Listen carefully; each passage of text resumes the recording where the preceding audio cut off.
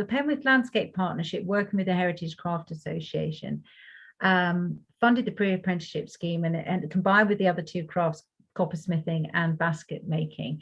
And just to be connected with those other craftspeople was lovely, and in itself we got to see their work and sort of, you know, meet them as well. And so we, for our part of the project, we put them through a 5-day training course. And so we had a group of young people, and it was our first training course working together. And we cut our teeth. We learned how to teach the course with this young group, and that a young group taught us more than we taught them, I'm sure. And we were overwhelmed with how receptive they were to it, how keen they were. I mean, we had 1 or 2 days where the weather was awful, and they were right up for it. They were like, right, we'll waterproof it. And we're saying, no, it's actually got too wet. You really can't build the hedge in this. We'll go in the barn and we'll dress stone.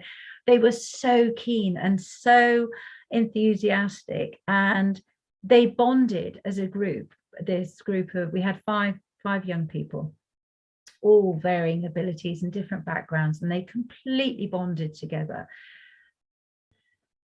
They were amazing.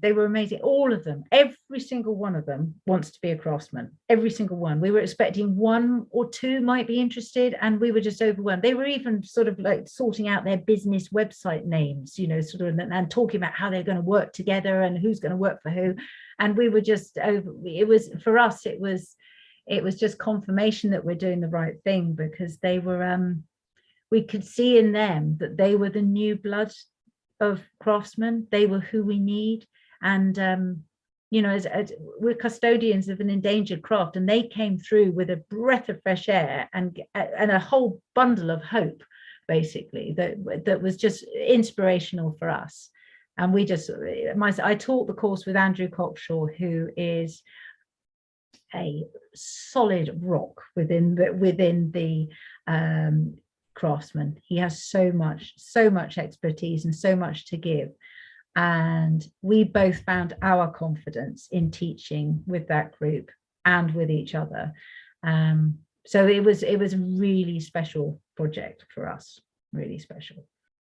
Starting the training and sort of that journey together, and having Anna's support with it was just so good, you know, sort of it just held us whilst we kind of worked through training a course that we'd never delivered before, you know. So it was a new course that sort of was fairly new in its writing. So we were kind of going, okay, right, so we're going through it. We're doing a lot of briefing in the morning and a lot of debriefing in the afternoon, and Anna was just holding the participants and sort of making sure that everything worked really well.